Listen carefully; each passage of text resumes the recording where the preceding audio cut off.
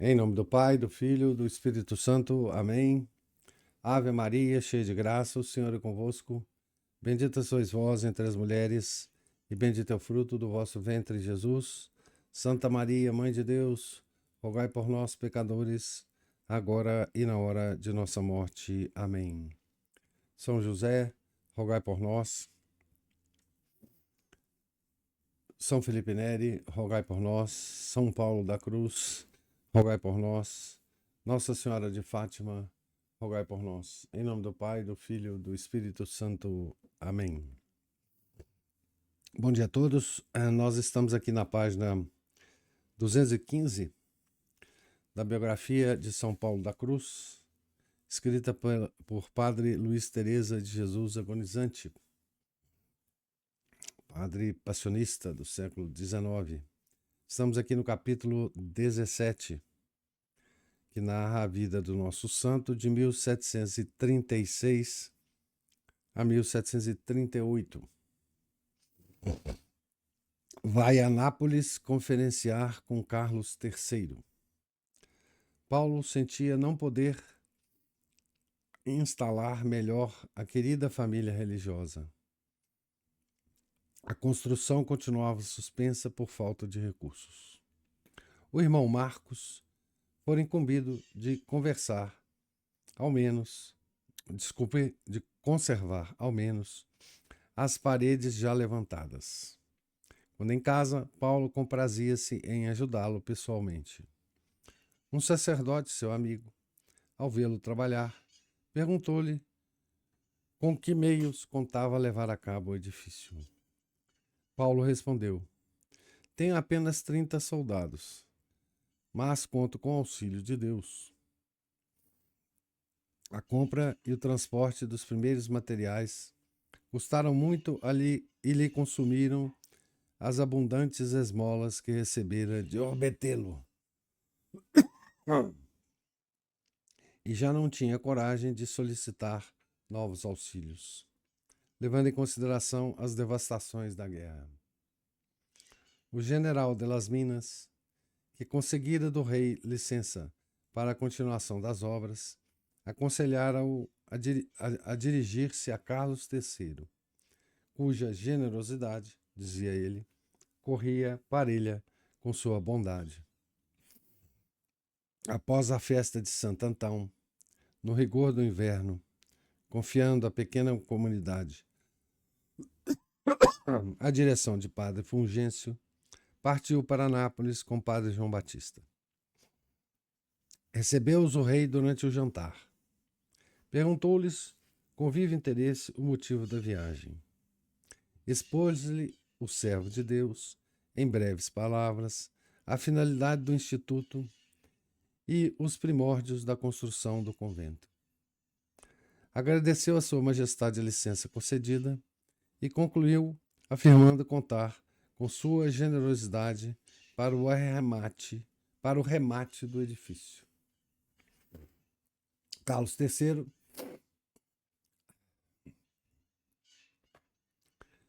contente por saber da existência de obra tão santa, imediatamente deu ordem para lhe entregarem 100 dobrões. Aqui tem a referência a essa informação numa carta. E aqui informa também que dobrão era uma moeda de ouro. Então, 100 moedas de ouro, né? Com esse ótimo auxílio, prosseguiram velozmente as obras. Para acelerar mais os trabalhos, os próprios religiosos se uniram aos pedreiros. Todas as manhãs, após as orações e a Santa Missa, dirigiam-se à construção. Paulo, como servente, animava a todos com o exemplo e a palavra. Construindo o templo material, não descuidava do edifício espiritual das pessoas, incutindo no mestre e nos operários ódio mortal ao pecado, amor ardente à sagrada paixão de Jesus e à mãe das dores. Aqui tem uma nota de pé de página com a informação do processo, né, de canonização, da onde foi tirado essa informação, provavelmente. Quem pode descrever os transportes de alegria do santo fundador? Meu Deus, exclamava, é esta mansão do vosso amor, por vós preparada para os que vos amam. Os demônios, divisando no edifício, forte baluarte contra o seu poder, envidaram todos os esforços para lançá-lo por terra, destruindo de noite o que se levantava durante o dia. Contudo, força superior paralisou a teimosia diabólica. Vencidos pelas orações do santo, vingaram-se os espíritos infernais em sua pessoa, atormentando-o atrozmente, enquanto novas derrotas lhes infligia a paciência heróica de Paulo da Cruz. Viagem a Pisa. De regresso da expedição militar à Lombardia, assentara o exército espanhol quartel em Livorno e Pisa, por onde teve que seguir o general de las Minas. Este falou ao generalíssimo, duque de Montemar, a respeito do bem imenso que fizera Paulo em prol de seus soldados. O duque, que já admirava as virtudes do servo de Deus, convidou-o a pregar missão às tropas. Paulo embarcou no porto de Santo Estevão em embarcação real, que navegava em companhia de outras embarcações. Já avistavam Livorno quando, repentinamente, se levantou furiosa tempestade. As outras naus, arrebatadas pelo furacão e feitas joguetes das ondas, sossobraram. Igual sorte, ameaçava o barco em que se achava o nosso santo. Os marinheiros recolheram as velas, lançando mão dos remos, mas um deles fez-se logo em pedaços, deixando-os à mercê dos ventos. Paulo invocou o socorro da estrela dos mares, recitando as ladainhas da Santíssima Virgem, e abandonou-se às mãos da providência. Os marinheiros, animados por suas palavras, conseguiram levar a embarcação ao porto, após ingentes esforços. Geral foi a estupefação, pois parecia inevitável o naufrágio.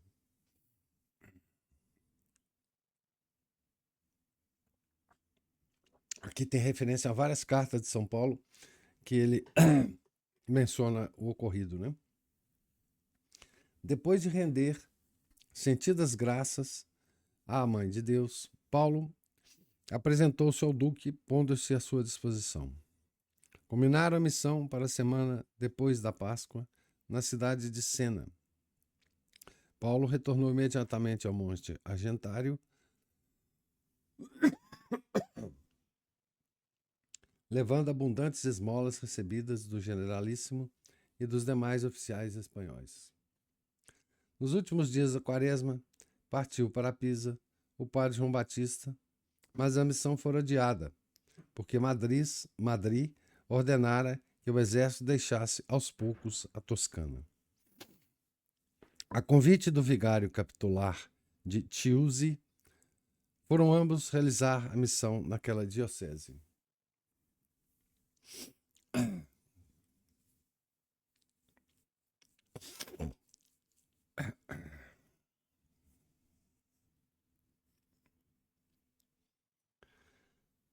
De volta à solidão, ao invés de doce e merecido descanso, encontraram perseguições e angústias tais que, sem especialíssima proteção de Deus, não teriam resistido. Os demônios e os homens coligavam-se para destruir o instituto. De-se haver Nosso Senhor entregue o santo às mãos dos inimigos. Ouçamos as cruéis angústias de sua alma em carta confidencial a um amigo.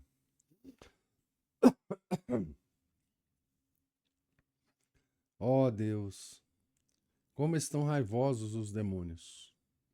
Quanto dano causam as más línguas! Não sei para que lado voltar-me. Só Deus sabe como estou. Aumentam de todas as partes as tempestades, e de todos os lados sopram ventos contrários. Perseguem-no os demônios com perversidade e os homens com boa intenção. Bendito seja Deus. Em outra carta, escreveu: Preparam-se novos combates. Como me sairei deles? Sucedem-se as tempestades, aumentam as trevas, os temores não se desvanecem. Os demônios atacam, os homens ferem com a língua. Por fora, rudes assaltos, por dentro, temores, trevas, aridez espiritual, desgostos e desolações. Vejamos de onde surgiu a tempestade. Por inveja, julgava Porto Ercole injuriosa preferência à construção do retiro em território de Orbetelo. O descontentamento chegou a explodir em burlas e insultos aos santos e a seus filhos. O que, porém, mais amargurava o coração de Paulo era que as perseguições vinham também de Orbetelo, onde alguns homens influentes viam com maus olhos o servo de Deus. Talvez ofendidos por sua apostólica franqueza e por motivos outros que se envergonhavam de declarar. Não se atreviam, contudo, a combatê-lo abertamente por causa da estima do povo e da proteção que lhe dispensavam os membros mais eminentes do governo. Com a ausência, porém, do general de Las Minas, não teve limites a audácia daqueles homens. Estimulados pelos demônios, começaram por desacreditá-lo publicamente. Ele devia abandonar o retiro. Inventaram as mais obscuras calúnias e urdiram a trama com tão fina malícia que nela prenderam até o eminentíssimo abade, aliás, de ânimo já prevenido, em virtude de outras falsas acusações. Daí provieram ao homem de Deus tribulações sem conta. Chegaram os perversos a propalar que o cardeal ameaçara aos que auxiliassem os missionários do Argentário. Esses infames ardis enfraqueceram o amor dos fiéis aos seus benfeitores. Uns por temor, outros por respeito humano, outros ainda desalentados pelas calúnias, todos, enfim, deixaram de enviar ofertas à ermida. E os servos de Deus se viram reduzidos a tal indigência, a ponto de alimentar-se somente de ervas silvestres. Em tais angústias, acrescidas por desolações espirituais e vexações diabólicas, gemia o santo. Em que águas se encontra submerso o Padre Paulo? Ah, Deus flagela-me de maneira indescritível, e temo que os sofrimentos aumentarão. Pedi ao Senhor que me castigue com misericórdia, mas me salve a alma, que tão caro lhe custou. Deus seja bendito. A essas espantosas provações aliava-se a ausência das doces consolações provindas ao missionário quando conquistava pessoas para o céu. Na missão pregada em Pitigliano, dor imensa invadiu-lhe o coração ao ver os fiéis, por torpes intrigas, oporem obstinadíssima resistência à palavra divina. Ambos os irmãos, desolados, abandonaram a ingrata cidade, sacudindo o pó de seus pés, como manda o Evangelho. Para acúmulo dos males, caiu enferma a pequena comunidade, inclusive Paulo. Faltava até o necessário. O coração do santo, embora imerso na mais profunda mágoa, Aurindo o ânimo nas chagas do Salvador, alternava-se com os filhos queridos. Levantava-se penosamente do pobre leito para tratá-los com afeto verdadeiramente maternal. Mas Deus velava por seus servos. De Parto Langone, ilha de Elba, chegou por esse tempo o fervoroso sacerdote Pedro Cavalieri para alistar-se na milícia da cruz. Não desanimou ao deparar-se com tanta penúria e tantos sofrimentos. Porém, como enviado de Deus no momento supremo, serviu-lhes de enfermeiro e o fez com extrema dedicação. Quando os viu completamente restabelecidos, foi regularizar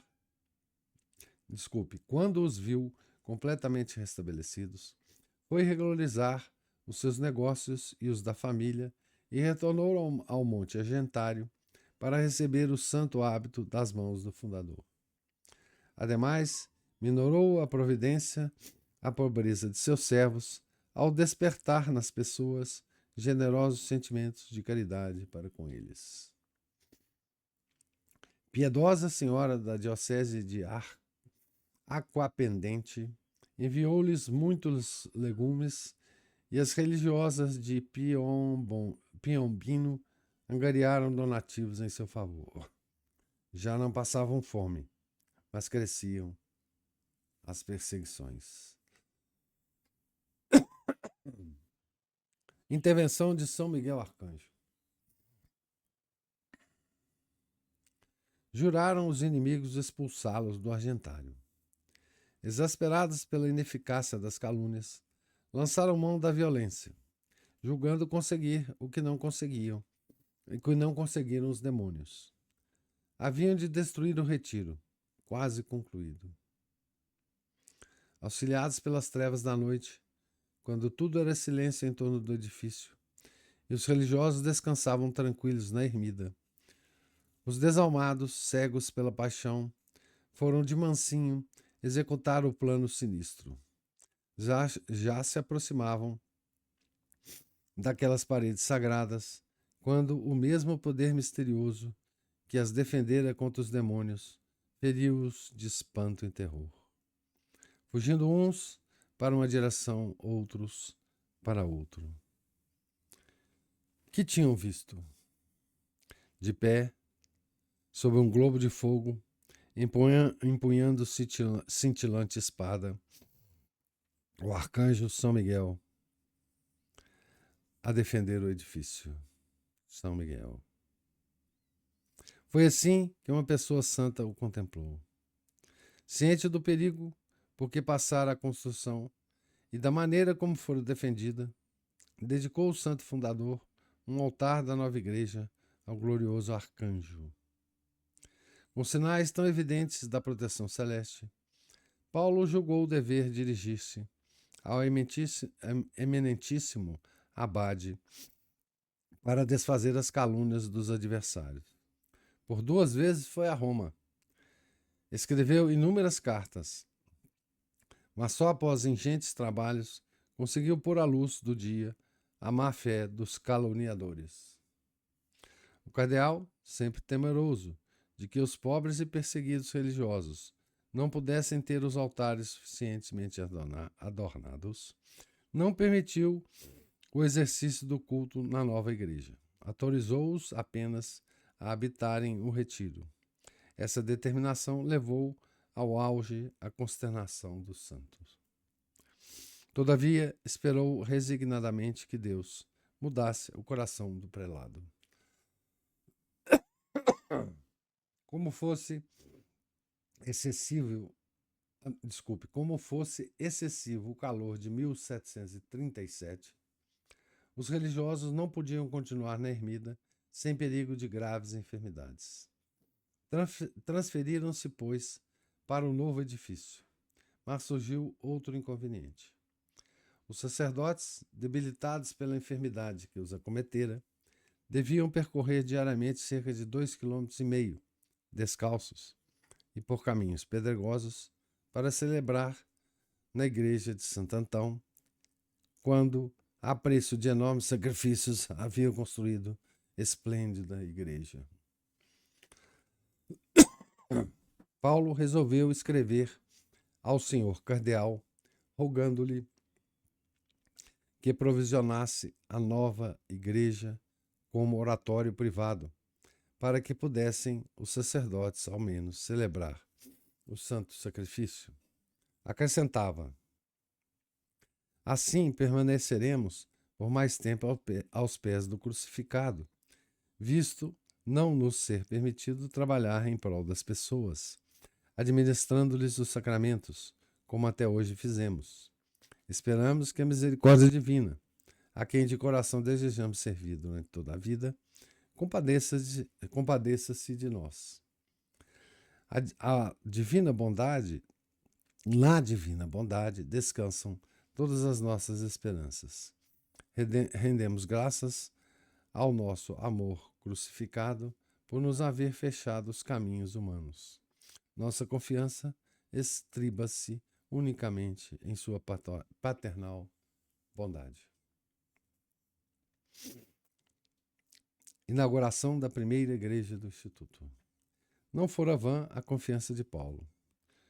Como por encanto, as tribulações se converteram em alegria. Nem chegara a carta a Roma, e por ordem de Clemente XII, com data de 31 de agosto de 1737, expedia-se um breve em que facultava ao eminentíssimo abade delegar a quem lhe aprovesse para benzer solenemente como oratório público a nova igreja erigida pelos 2 sacerdotes da Ney no Monte Argentário. Na mencionada igreja, sem prejuízo dos direitos paroquiais, administrar-se-ão os sacramentos e realizar-se-ão quaisquer outras funções eclesiásticas. Eis a origem do privilégio. Na festa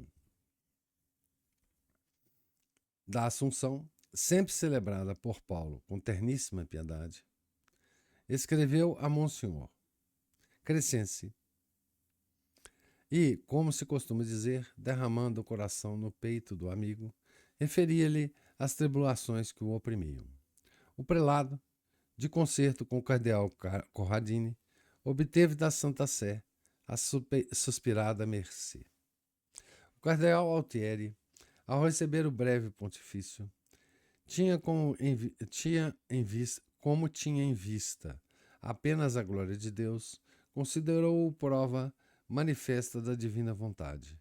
Imediatamente expediu ordem ao vigário-geral, Moretti, para benzer a igreja. Convém saber que o cardeal sempre estimou os missionários do Monte Argentário e, a partir daí, passaria a tratá-los com toda a benevolência. Justa reparação aos sofrimentos que involuntariamente lhes causara, deixando-se enganar pelas calúnias dos detratores. Também em Orbetelo e lugares circunvizinhos, as coisas mudaram de feição. O comando das guarnições fora confiado ao general Carlos Bron, católico fervoroso, que se mostrou zeloso defensor do santo perseguido. Intimados, relegaram os adversários às perseguições. O povo arrependido ardeu em desejos de assistir à inauguração da igreja, que, erigida no flanco da montanha, parecia desprender-se dos bosques de azinheiras para, de longe, convidar as pessoas à oração e levá-las docemente para Deus. Foi escolhido para a solenidade o dia 14 de setembro de 1737, festa da exaltação da Santa Cruz. Desde o raiar da aurora, inúmeras barquinhas sulcavam o lago, conduzindo os romeiros à margem oposta. Era bonito de ver aquelas alturas coalhadas de povo provindo de Orbetelo e das localidades vizinhas, à espera do ato inaugural. Para realce da solenidade, Já lá estavam os magistrados da cidade, o general Bron, com a oficialidade espanhola. A banda militar tocava hinos religiosos, cujos acordes repercutiam pelas quebradas da montanha. Chegou, enfim, o vigário-geral com o clero. Enfiou-se na igreja e revestiu-se dos paramentos sagrados. O santo fundador, de corda ao pescoço, alçando o glorioso estandarte da cruz, dirigiu-se do convento para a igreja, seguido de 8 filhos seus, 4 sacerdotes e 4 irmãos leigos. Descalços, graves e modestos, mostravam nos rostos macilentos, a par de celestial serenidade, o estigma de heróicas penitências. Seus lábios entoavam para o alto hinos ao Senhor. Recebidos à porta pelo clero, ingressaram no templo e iniciou-se a bênção solene do do santuário, sob o título de Nossa Senhora da Apresentação. Celebrada a Santa Missa com todo o esplendor do culto, proferiu o venerável apóstolo comovente sermão. Todos estavam emocionados, inclusive Paulo. Deus lhe reservara outras consolações. O leitor certamente se lembrará do memorial enviado à Sagrada Congregação dos Bispos Regulares para a permuta da propriedade eclesiástica contígua à ermida. Pois bem, o senhor cardeal Abade, que desde o breve de Roma se tornaram um dos maiores benfeitores dos religiosos da paixão, tudo fez para que se obtivesse aquele favor. Teceu-lhes os mais entusiásticos elogios. Chamam-os de sacerdotes zelosíssimos que, de há muito, com contínuas e ingentes fatigas, trabalham a serviço de Deus e para bem de todos. Palavras do bispo, né? Fez questão de presenciar a assinatura do contrato firmado na casa consistorial de Orbetello. Estava também presente o tesoureiro de Sua Majestade, que mandou fosse lido o decreto real, pelo qual se otorgara aos sacerdotes Paulo e João Batista Danei e aos seus companheiros licença de colher lenha nos terrenos pertencentes à coroa. Esse decreto fora obtido sem que Paulo o soubesse. Meses antes, o general doara-lhe 4 alqueires de terra em elevada planície e na encosta da montanha. Esse terreno, unido à propriedade eclesiástica do sítio de Santo Antão, formava encantador recinto circundado de bosques e mais um jardim enriquecido de límpido riacho. Paulo não estava, todavia, plenamente satisfeito. Algo lhe faltava: conservar na nova igreja o Santíssimo Sacramento. Escreveu a um seu penitente, mais tarde, santo passionista. Então vamos ver o que o Paulo escreveu, né? Meu querido amigo, o retiro está completamente terminado. As celas estão prontas. Só resta adornar um pouco a igreja para poder receber condignamente o Santíssimo Sacramento. Ó meu Deus, uma hora me parece 1000 anos, enquanto não vir em nossa igreja o meu amor eucarístico. Quando poderei, nas horas de profundo silêncio, orar ao pé do santo altar? Quem me dará asas de pomba para voar ao coração sagrado do meu Jesus? Penou muitos anos à espera dessa aventura, suprema aventura, confiando sempre poder um dia ter sob o seu teto o Deus do tabernáculo. Esmerava-se em adornar e embelezar a igreja, muito embora não pudesse enriquecê-la como desejava. Vamos parar por aqui, embora estejamos próximos do final do capítulo, para a gente conseguir. Então, consegui um pouquinho de tempo para conversar um pouco aqui. Então, esse capítulo é um capítulo importante porque narra a construção, né, definitiva da ermida, da igreja, né? E também de algumas vicissitudes, né, que o santo passou, né? Curioso essa...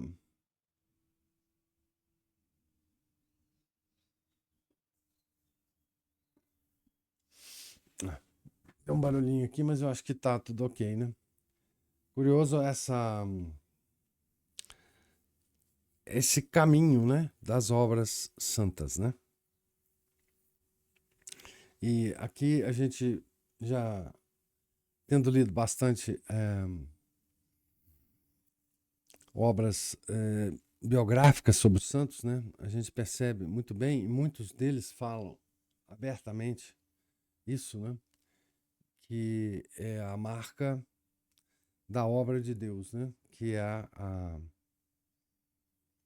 a dificuldade que toda obra passa, a mais do que as dificuldades naturais que toda grande obra tem, né? Mas por ser obra de Deus, né? Vejam bem o seguinte, nós temos os nossos santos, né? Almejando a fundação de um instituto num local, né? Que já era um local, digamos assim, antes deles chegarem lá, né? Já era um local de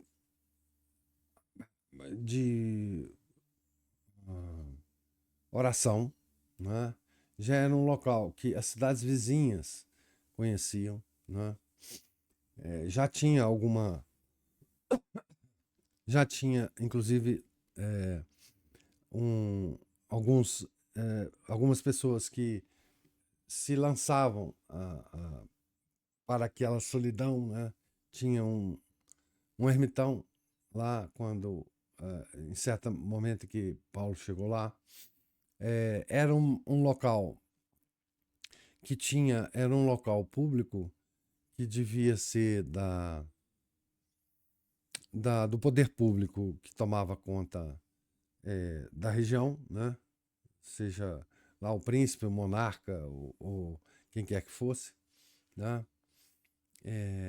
Enfim, era um local que não era desconhecido da população, né? Aí chega dois peregrinos e se instalam lá, começam a fazer um apostolado nas cidades abaixo do monte, tem a sua popularidade aumentada, etc, etc, e começa então a movimentação para a construção do sistema lá em cima, né? Cemitério, a igreja, enfim, com todas as movimentações que são necessárias para fazer isso, né? Isso mexe, então, com todas as populações ali da região, né? Das cidades, etc, etc.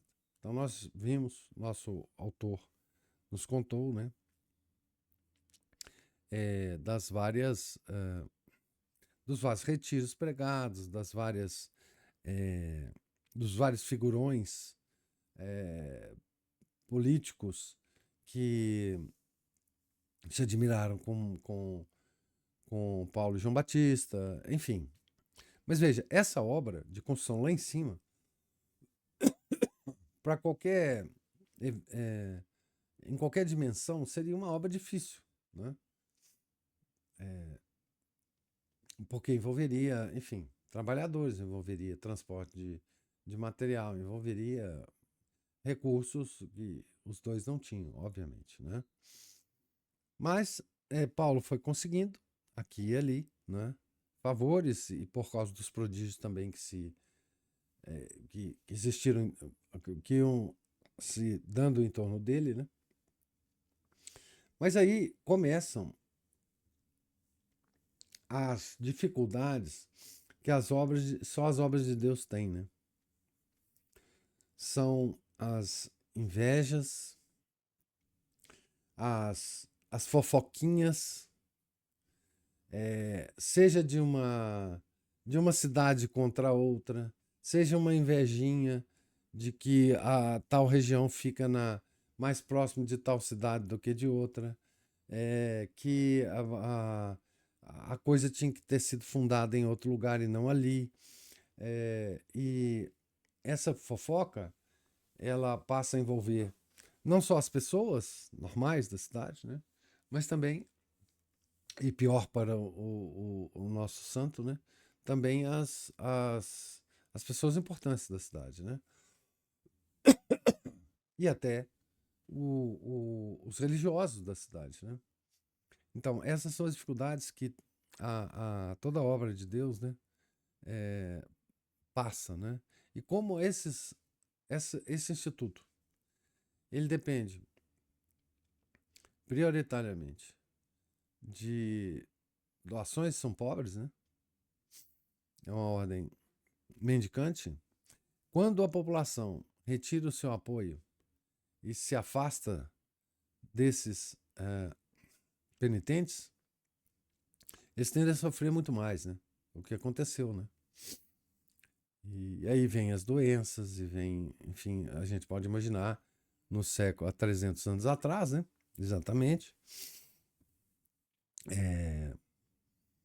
A, as doenças, né? Que podiam atacar esse pessoal e levar, inclusive, à morte, né? Muitos deles, né?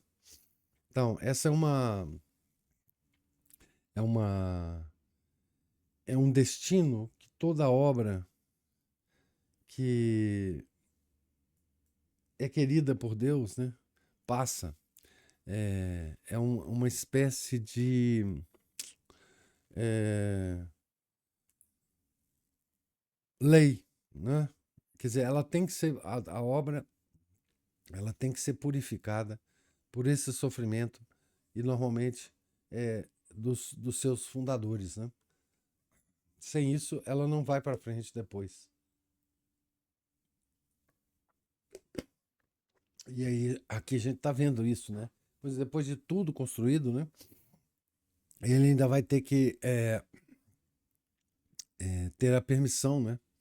De manter o Santíssimo Sacramento lá na capelinha, né? Tá certo? Então, eu gostaria agora, se houver, de ouvir as, os comentários e observações de vocês sobre a leitura de hoje.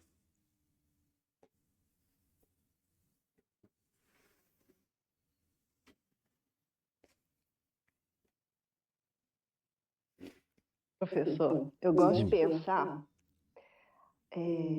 que, porque aí está falando dessa obra, vamos dizer assim, por falta de outra palavra, externa, que São Paulo da Cruz estava empreendendo, que era a construção, né, o início dessa ordem dos passionistas. Mas eu gosto de pensar que cada um de nós tem uma obra em particular, que é a nossa própria vida, assim, a nossa mudança de conduta, né? Porque à medida que a gente vai caminhando no conhecimento, né? Na busca desse conhecimento de Deus e de entender o que é o nosso lugar nesse mundo, né? O que é o nosso papel a desempenhar, a gente também tem uma ordem a construir. Uhum. né? Que é essa ordem interna. E aí, eu acho que fica mais fácil, né, da gente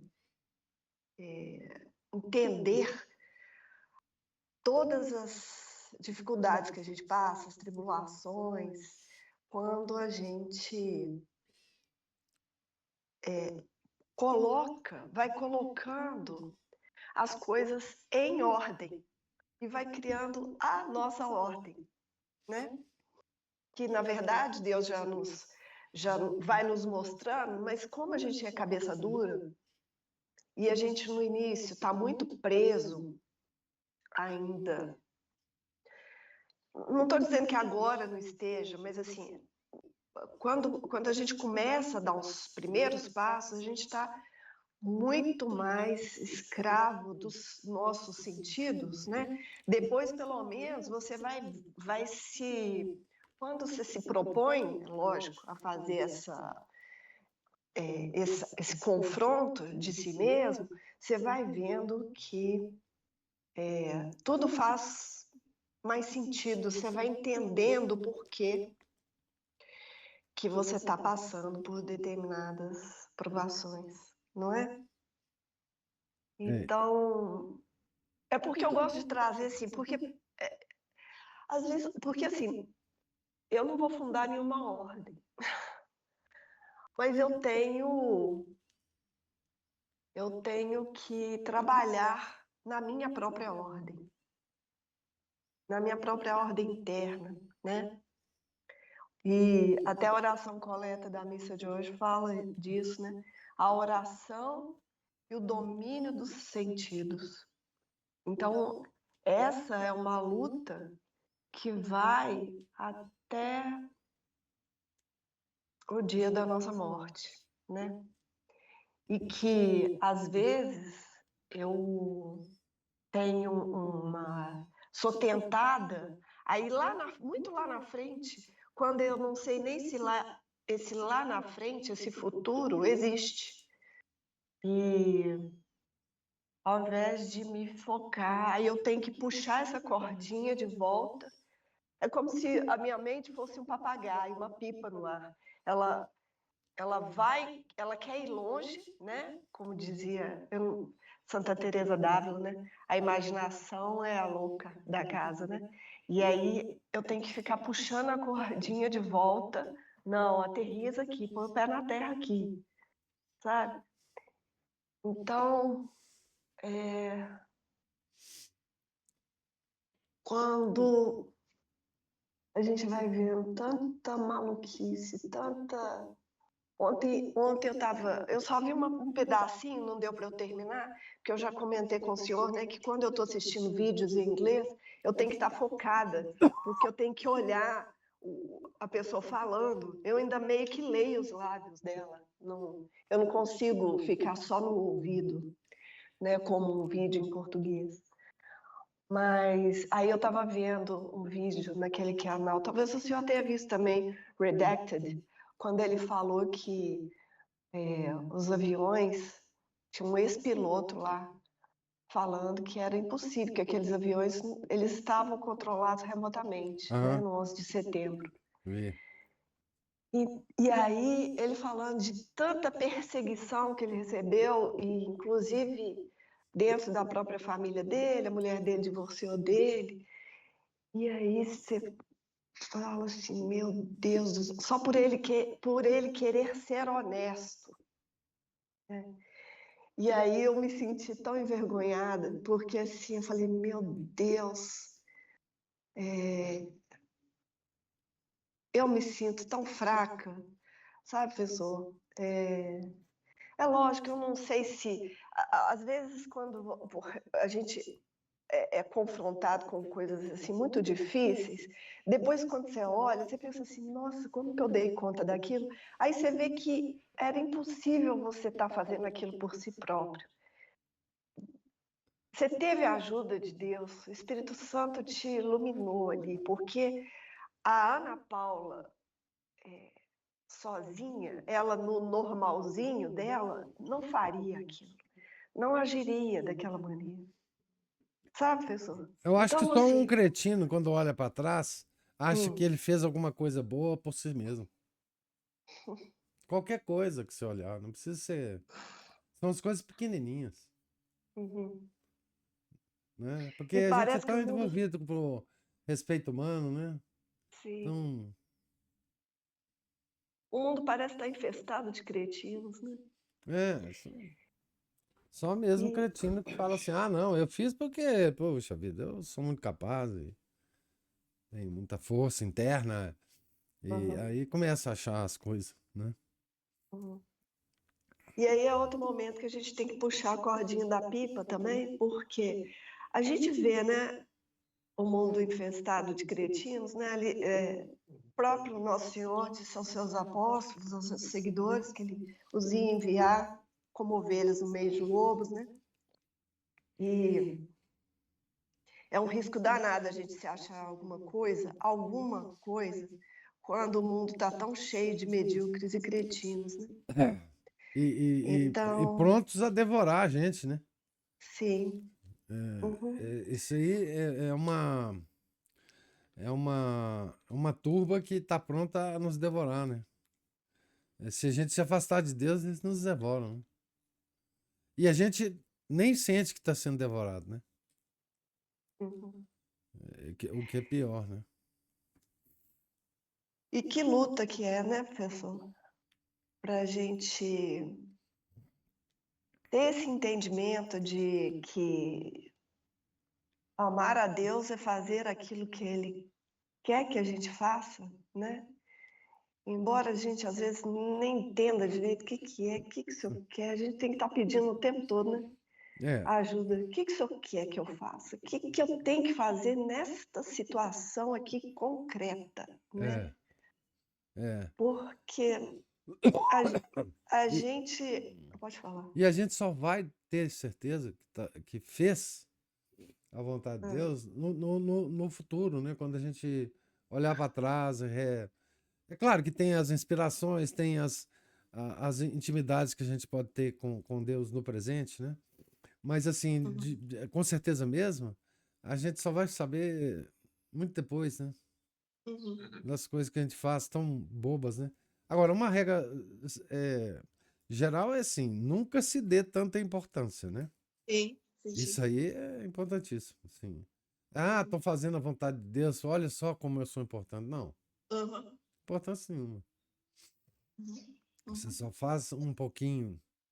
E aliás, agradecer a ele que deixou você fazer esse pouquinho que você conseguia, né? É, aham. E que ele ajudou mesmo, que é Exa- aquilo que eu é, falei. Tem coisas que a gente vê que, eu não faço, euzinha, é, sozinha, em, não teria feito em isso, retrospectiva, né? não é? É verdade. É verdade. Essa não sou eu, essa não sou eu, É, é, né? é Aqui eu, verdade. a, a, a, a que sou eu é muito mais mesquinha, muito mais é, pequenininha mesmo, né? Impossível de eu estar fazendo isso É. A que só sozinha. eu já teria fugido há muito tempo, né? Muito tempo. De combate. Uhum. Estaria É. longe. Uhum. Mas essa sua ideia Uhum. da, da ordem, né? Da ordem particular, né? Que a Uhum. gente fundaria uma ordem particular também para a gente. Ela é muito interessante porque ela traz à baila uma coisa que hoje nós, assim, a gente não tem essa ideia, porque antigamente a gente tinha outras estruturas para nos lembrar disso, né? Que, assim, os leigos, eles têm que ter uma ordem, uma regra de vida, Uhum. porque senão eles se perdem, né? Então, Entendi. no passado, a gente convivia com muito mais tranquilidade. Não que hoje eu não conviva, pode conviver, mas é muito mais raro, né? com essas irmandades, ordem terceira, né? E que tinha uma certa regra diária de vida, né? Para os leigos seguirem, né? Uma certa regra de oração, é, certas coisas que você tinha que fazer ao longo dos dias, ao longo das semanas, ao longo do ano, em várias datas do ano, você fosse beneditino ou franciscano ou da Ordem do Carmo, enfim, você tinha as obrigações que os leigos associados a essas ordens tinham, né? Isso é muito bonito, né? E então, assim, hoje em dia a gente fica muito restrito com essas coisas, porque tudo isso traz aquela estrutura, né, de uma ordem religiosa para dentro da vida do leigo, né? Hoje a gente pode tentar mal e mal, ou ser de uma ordem terceira, ou ser de uma confraria do Rosário, ou rezar o ofício parvo de Nossa Senhora. Tudo isso dá uma estrutura diária de oração que nos lembra, né? Toda essa beleza de uma ordem, né? De uma ordem religiosa, enfim. São Paulo da Cruz deu uma regrinha aqui, né, Pois para é, é, aquela moça, né? é, E que a gente pode minimamente tentar pode, copiar. pode, exatamente. Então, é preciso trazer para dentro da vida do leigo, né, essa noção de que nós temos que incorporar uma certa ordem das horas do dia para a gente, né? Isso essa sua ideia é muito interessante, assim, a gente viver uma vida com uma regra religiosa, mesmo sendo leigo, né? Uhum. Com obrigações, enfim. E o terceiro tem que ser por iniciativa própria, né? Exatamente. É, isso mesmo. Muito bonito, muito legal. E tão interessante também como que São Paulo o senhor nem chegou na metade, já não chegou na metade do livro ainda, e ele já já tem tantos exemplos aqui de como o convívio com gente ordenada influencia, né? Nossa Senhora. Nossa, aí a gente pensa no contrário também, né? Aí a gente tem que ficar atento de como que o convívio com gente desordenada também desencaminha as pessoas, né, professor? Nossa Senhora, é Então, demais. assim, como que a gente tem que ter cuidado com isso, né? Não só isso, né? Procurar. Como maus livros desordenam a cabeça da gente, né? E Uhum. bons livros, ao contrário, ordenam, né? O senhor outro dia estava falando da música, né? A música também, né? Como que essas coisas influenciam, né? Então, assim, por isso que quando vem certa ordem na vida da gente, ela nos ajuda também a discernir, né? O que não consumir, o que não fazer, o que não ouvir, o que não ler, o que não, né? Já que hoje não tem o índice de livros proibidos, né?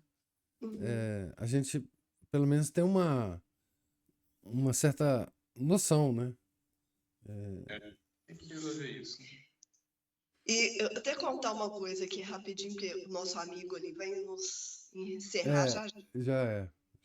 Mas aconteceu uma coisa engraçada, não sei se eu contei isso para o senhor lá na associação, mas eu fui. Me falaram, vai ter um jogaço de vôlei hoje. Eu até gostava de assistir jogo de vôlei, assim, e na televisão e tal. Aí eu fui assistir, professor, e me sentindo anormal, a pessoa normal. Olha, vou fazer uma coisa que as pessoas normais fazem. Fazem, Aí foi um reality jogo de vôlei. Aí, professor, era um time do Ah, você foi brasileiro. fisicamente, né? Não foi Não, na não, não, na televisão. televisão. Ah, Na tá. televisão. Ah, tá. Televisão.